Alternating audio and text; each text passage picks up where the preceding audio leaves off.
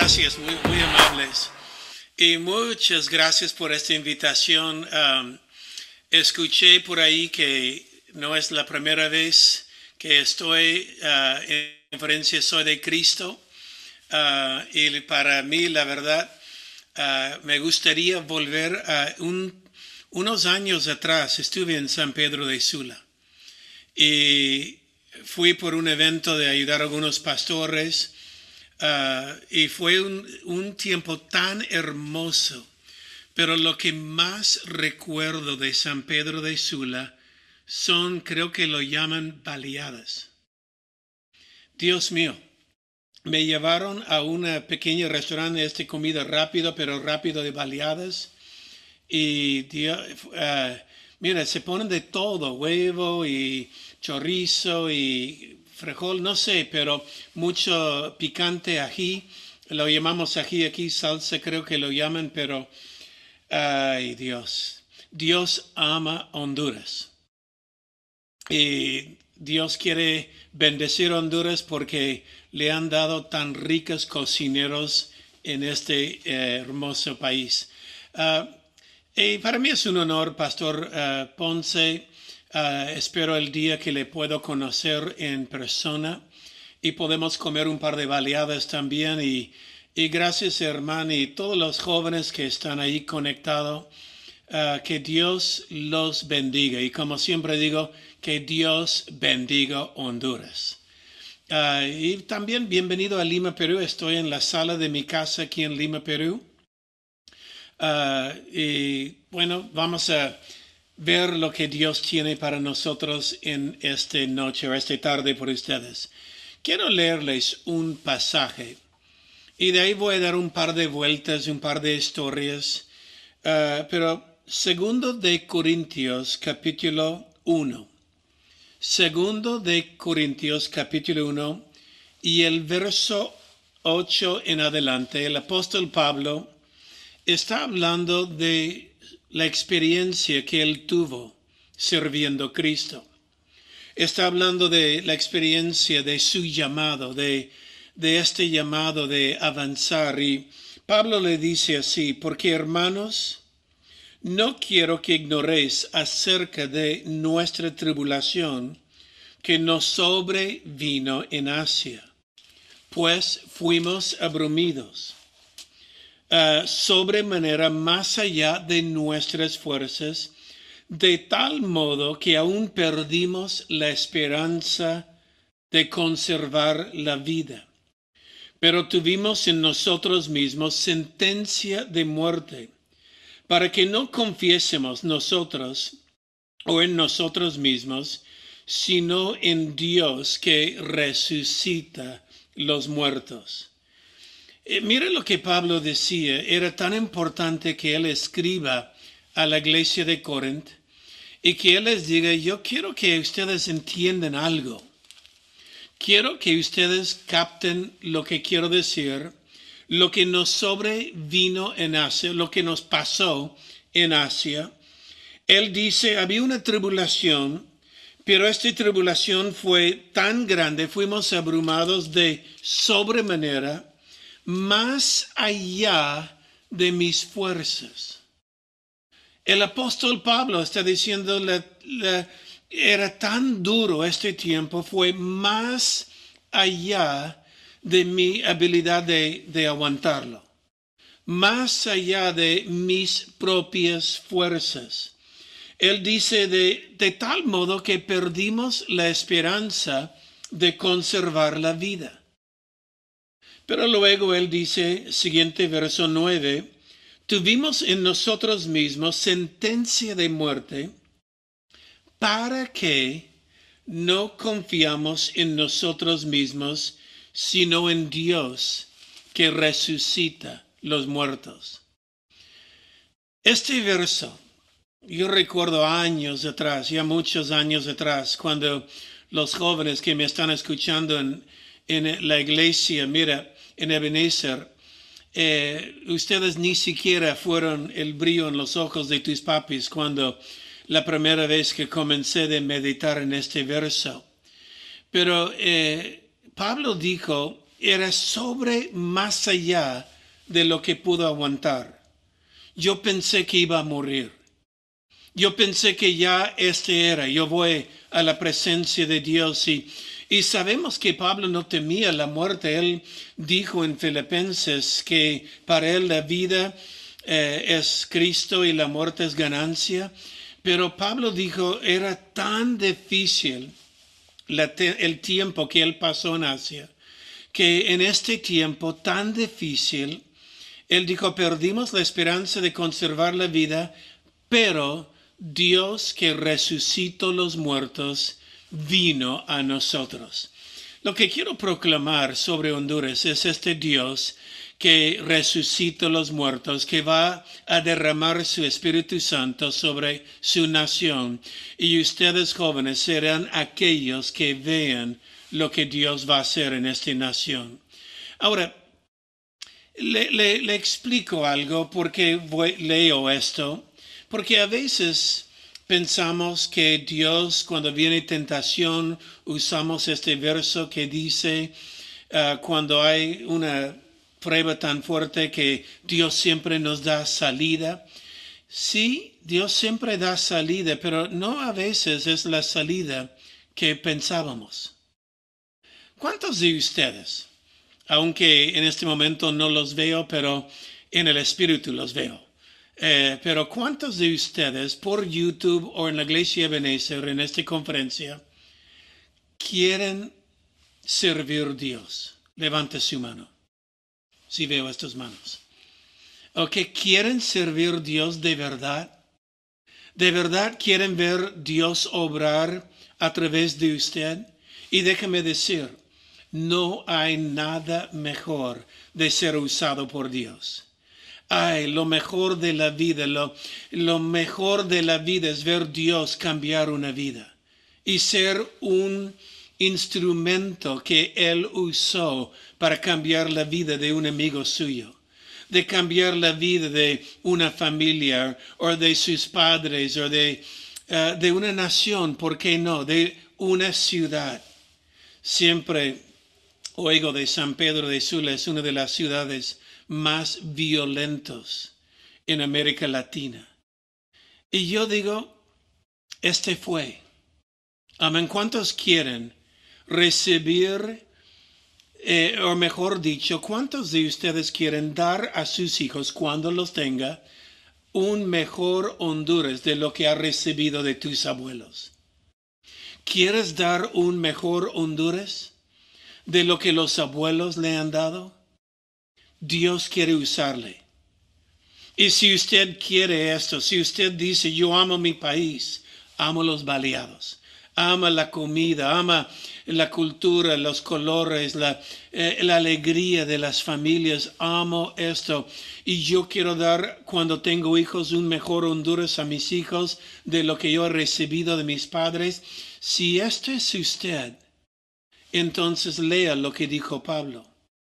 Porque Pablo dijo, yo quiero entender, cuando yo quise cambiar Asia, la prueba fue tan difícil en mi vida. Tan duro fue en este momento en mi vida la dificultad, la prueba, que yo perdí de la esperanza de vivir. Pero él dijo, pero luego vi la resurrección de Jesús. En otras palabras, Pablo estaba diciendo, yo ya sé que esto no tenía nada que ver con yo, porque yo quería morir. Yo perdí la esperanza, pero mira lo que Dios ha hecho. Cuando yo perdí la esperanza, Dios que resucitó a los muertos, resucitó esperanza en mí y vi Asia transformado por la sangre de Cristo. Y esto es lo que yo proclamo. Yo proclamo un Honduras lavado por la sangre de Cristo. Pueden decir que de sus abuelos recibían una nación violenta, pero fue lavado en la sangre de Cristo.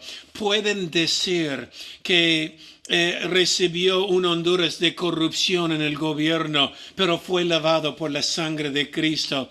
Pueden decir una nación con familias quebrantadas y resquebrantadas, pero la ve esto también por la sangre de Cristo y ahora es una nación bendecido por Cristo. ¿Es lo que desea?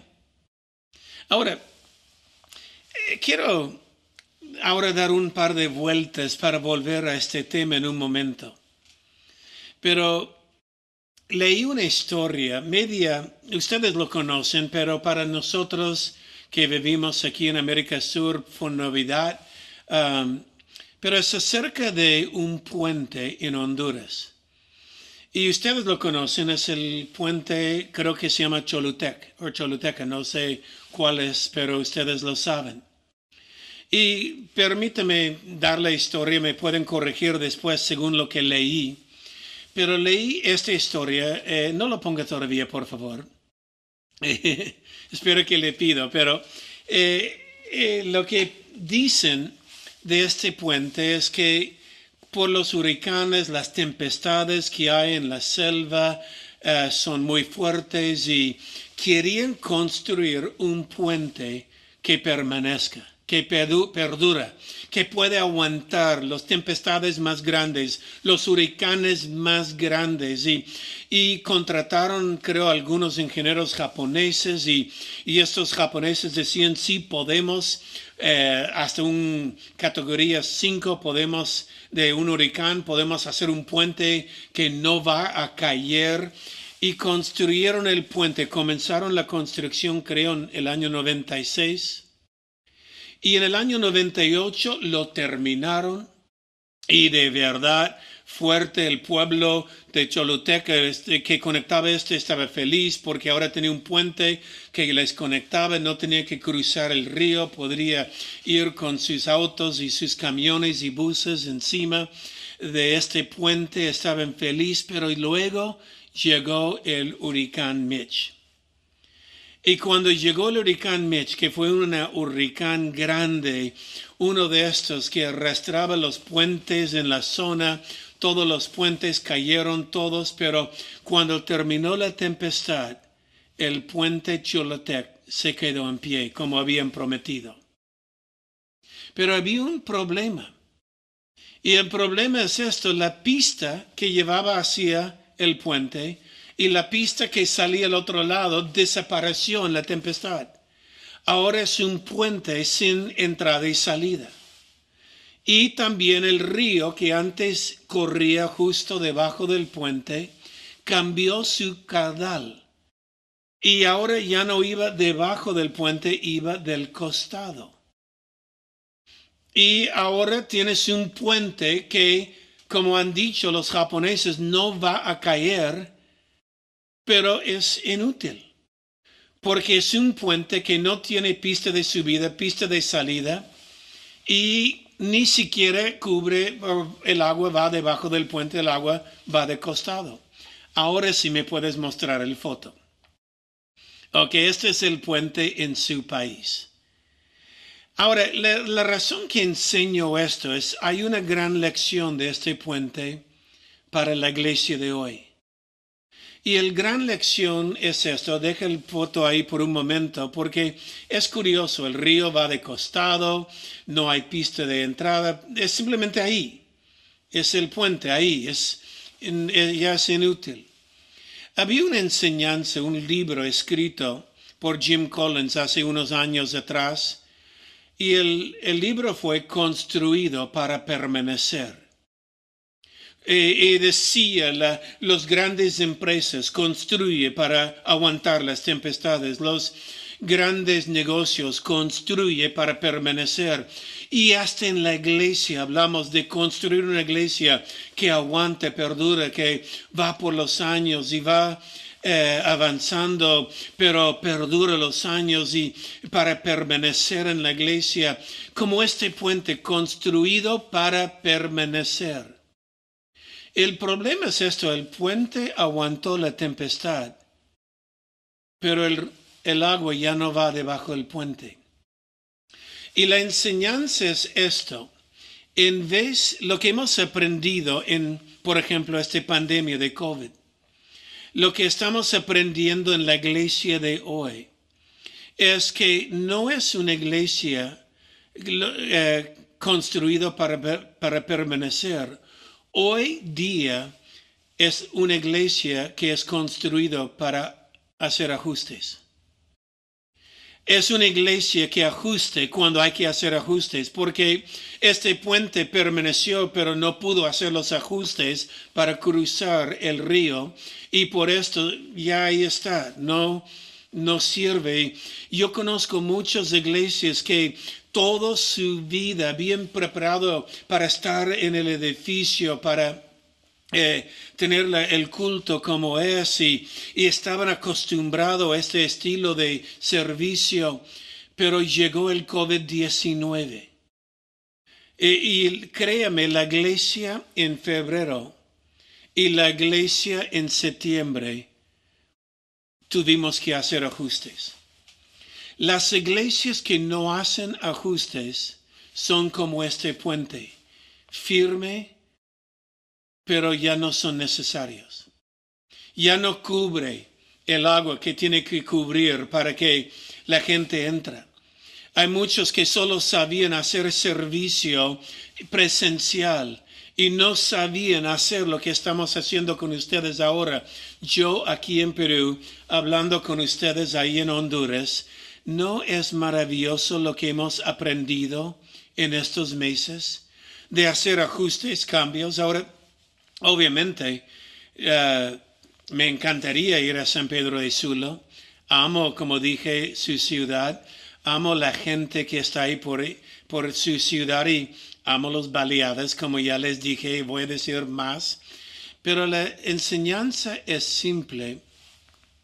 Hoy día los que perduran son aquellos que pueden hacer ajustes. Antes fue construido para permanecer, ahora es construido, pero mira lo que está por delante, porque hay que aprender a hacer ajustes. Le explico más con otra historia. Unos años atrás escribí un libro que se llama El peso de la honra. Es uno de los libros que no está en todas las librerías y estamos trabajando para que salga más, pero cuando voy a San Pedro le voy a regalar a su pastor uno de estos libros. Y de repente lo pueden conseguir en alguna forma. Si hablan inglés, está en inglés, pero ya lo hemos traducido en español. Pero el peso de honra, cuando estaba estudiándolo, comencé de mirar el tema de honra. Porque el único lugar donde yo vi que enseñaban honra era o en la iglesia o en el ejército. Y comencé a estudiar diferentes temporadas en los ejércitos y comencé a aprender muchas lecciones de diferentes tiempos en el ejército. Y le quiero compartir uno de estos. Como dije, voy a dar un par de vueltas para volver a Pablo. Pero comencé a estudiar especialmente la Primera Guerra Mundial. La Primera Guerra Mundial fue una de estas guerras que fue distinto a cualquier otra guerra en la historia. Antes de la Primera Guerra Mundial, la gente peleaba de cierta manera, pero en la Primera Guerra Mundial todo cambió. Todo cambió. La manera de pelear cambió. La manera de hacer guerra cambió. La Primera Guerra Mundial literalmente fue una guerra cruel. Cruel. De leer las historias, de saber lo que pasó, porque era la primera vez en la historia que la tecnología llegó al campo de la batalla. La tecnología llegó al campo de batalla. Antes, el campo de batalla fue donde dos ejércitos se encontraban y ahí pelearon. Por esto, los campos de batalla se movían. Donde encontraban los ejércitos, se pelearon y se acostumbraron a pelear un ejército haciendo una línea, otro ejército haciendo una línea y marchando uno hacia el otro, disparando con sus rifles y sus cañones hasta que el último en pie ganó. Campos de batalla. En tiempos antiguos, hablo de los años 1800, uno de los ejércitos más temibles en el mundo fue Francia. Francia tenía un ejército temible, su gran general Napoleón. Napoleón Bonaparte era un general que tenía disciplina en su ejército. La disciplina que él tenía es que los hombres vestían con un casco, un saco azul, con un casco brillando, con una pluma azul encima del casco. Y iban marchando y sin romper fila, en una disciplina perfecta, iba marchando al enemigo. Y inspiraba terror, porque el enemigo, al ver estos uniformados azules de Francia marchando en una disciplina perfecta hacia ellos, sabían, todos los ejércitos en la zona cayeron ante Francia y seguían cayendo porque Napoleón tenía disciplinado a su gente. Una generación después, solo una generación después, entró la Primera Guerra Mundial y Alemania invadió Francia. Y los franceses decían, ¿quiénes son ellos para invadir nosotros? Y se vestían con su uniforme azul, con su casco, con su pluma arriba, y comenzaron de marchar hacia los alemanes en esta fila perfecta, en una disciplina. Pero el problema fue esto. Alemania había inventado la metralleta. Imagina marchar en una fila perfecta cuando su enemigo tiene una metralleta. Y nadie les enseñó a los franceses, agáchate. Nadie les enseñó, escóndete detrás de un árbol. Y murieron muchos franceses. Muchos. Porque la tecnología llegó al campo de batalla. Luego, hay una batalla, y esto es lo que quiero mencionar, porque esta batalla se llama la batalla Colina 304. Colina 304. Y lo quiero mencionar porque es probablemente una de las batallas más crueles, más sangrientos de la historia de guerras en el mundo. En toda la historia de todas las guerras en el mundo, la Colina 304 fue una tragedia. Le cuento la historia. Es en Francia, cerca de un pueblo que se llama Verdun. Y Verdun, este hermoso valle, un pueblo, los alemanes entraron y justo fuera de Verdun había una colina, un pequeño cerro.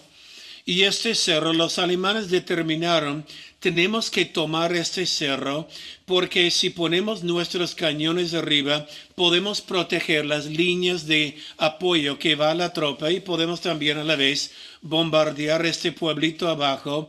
Y los alemanes fueron y tomaron Colina 304.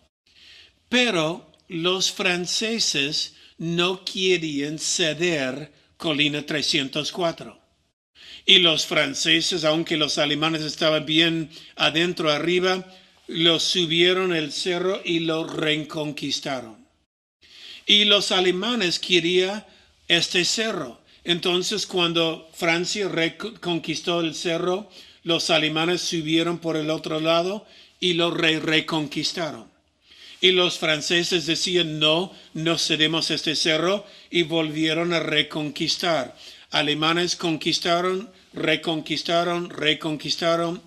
La batalla en Colina 304 duró casi un año. Y dicen más de 1 millón de hombres murieron en este cerrito. 1 millón de ambos lados, entre alemanes y franceses. 1 millón de hombres. Era tan cruel que llegó un momento durante estos meses y meses largos de batalla, cuando tu comandante decía, caballeros, sube la montaña. Al subir la montaña, se hundían hasta la cadera en los cadáveres de sus colegas de la última vez. Era tan cadáver muerto sobre muerto, y era tan cruel esta batalla. ¿Por qué lo menciona? Le menciono por esto.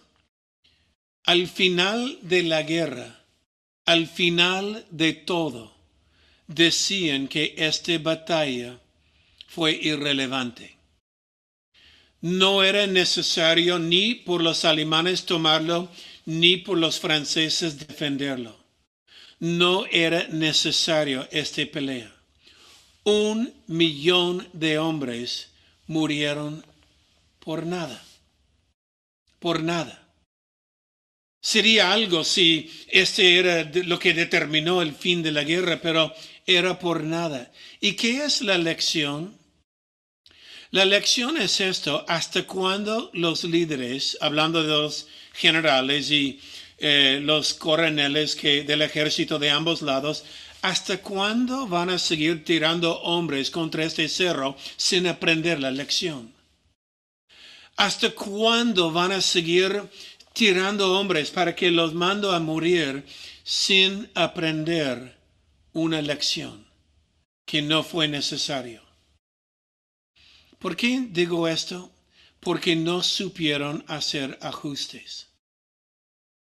Se dice que muchos preparan por la batalla de ayer y no la batalla que viene. Lo mismo sucede en la iglesia. Lo mismo sucede en la iglesia. Ahora volviendo a temas espirituales y la lección que aprendo de Colino 304, pero a veces nosotros estamos mirando el mover de Dios de ayer. Los días gloriosos del mover de Dios de los 80, de los 90, de los 70, una generación antes y más. Y estamos diciendo, Señor, queremos volver. Pero este fue por ellos. Lo que Dios quiere hacer ahora es algo nuevo. Es algo por ustedes, jóvenes de Soy de Cristo. Es algo nuevo. Y muchos están mirando los años dorados como fue, pero Dios está diciendo lo mejor está por venir. Lo mejor de la iglesia de Honduras está por venir. Lo mejor de la iglesia Ebenezer. Y gracias a Dios por días gloriosos y todo lo que Dios ha hecho en el pasado. Pero mira, el pastor Ponce no quiere que simplemente muere con él. Él quiere que ustedes jóvenes paren sobre sus hombros y no tiene que volver a cero donde él comenzó, sino donde él mató 1000, ustedes ganan 10,000. Es decir, hay más. Pero el problema, una vez más, del Colino 304 es que seguimos haciendo la iglesia hoy con métodos de ayer. Seguimos tratando de guardar un puente donde el agua o el mundo ya no está debajo de este puente. El mundo acaba de cambiar. Y las iglesias que van a perdurar son las iglesias que saben hacer ajustes en tiempo como esto. Son las iglesias que saben que en este momento yo tengo que hacer ajustes. El mundo acaba de cambiar. Señor, dirija mis pasos. Yo recuerdo lo que Dios dijo a Josué cuando entró a la tierra prometida. Dios dijo, Josué, Moisés ha muerto. En otras palabras, no trates de imitarlo a él. Él ha muerto. Tú eres Josué. Él era Moisés. Lo que yo hice por Moisés, lo hice por él. Lo que hago por ti, Josué, lo haré por ti. Pero recuerdas, Josué, no habéis caminado por este camino antes. No habéis caminado antes en este camino. Y siento que la iglesia hoy estamos en lo mismo. No hemos caminado por este camino antes, pero los que tienen ojos para ver, oídos para oír, pueden saber que Dios está dirigiendo su iglesia. El problema de los líderes en la colina 304 es no sabían hacer ajustes y seguían tirando a los jóvenes contra el cerro, muriendo uno tras otro, sin hacer ajustes, sin hacer cambios. Vuelvo a una temita más y ya voy encerrando esto a donde quiero llegar. Porque en la vida militar, y creo que en la iglesia debe haber esto, hay un dicho que se llama el intento del comandante o la intención del comandante. ¿Qué es la intención del comandante? La intención del comandante es esto. Si el comandante le dice, esto es lo que quiero. Yo quiero que ustedes tomen esta colina. Yo deseo que tomen esta colina. Ahora, este es el objetivo. Es vital porque esta colina podemos proteger líneas y otras cosas que va pasando. Y este es el intento del comandante. Y cuando va la gente, hay un dicho que dice, es un dicho de los ejércitos, ningún plan de batalla sobrevive el primer contacto con el enemigo. Ningún plan sobrevive el primer contacto del enemigo. Mike Tyson lo dijo de esta manera, yo tengo un plan de pelear hasta que me peguen en el nariz. En otras palabras, cuando me peguen en la nariz ya cambió mi plan.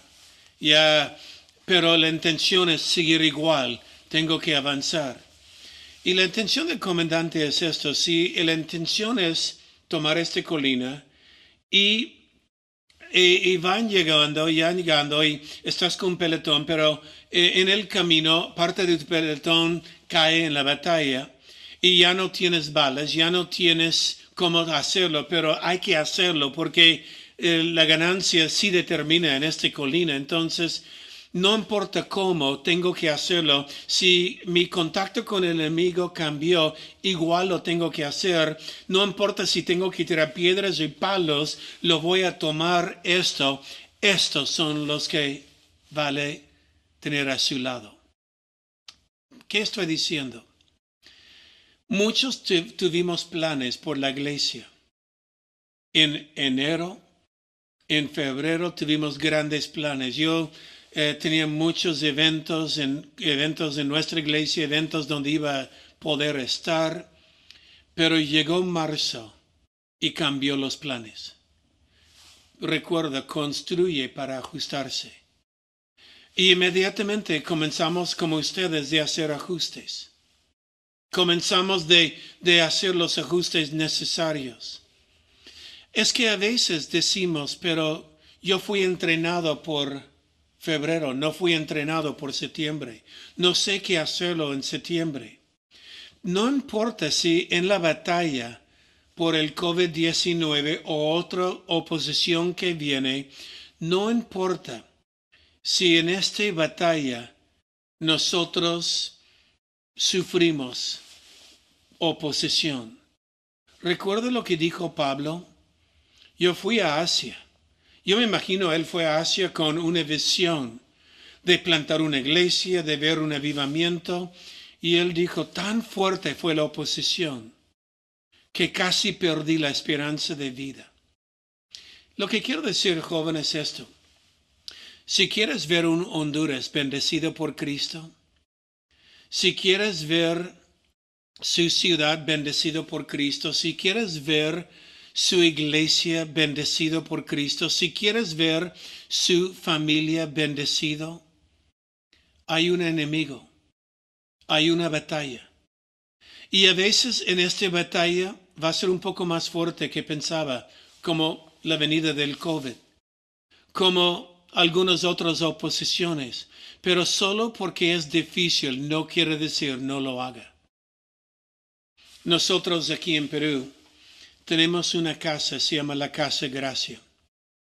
Es una casa donde rescatamos chicas, señoritas que tienen anorexia y bulimia se corta los brazos, tiene tendencias de suicidio. Y a veces cuando uno vea el abuso que ha recibido estas niñas, cuando uno vea su pasado, duele porque yo digo, nadie debe haber pasado lo que ellos han pasado en la vida.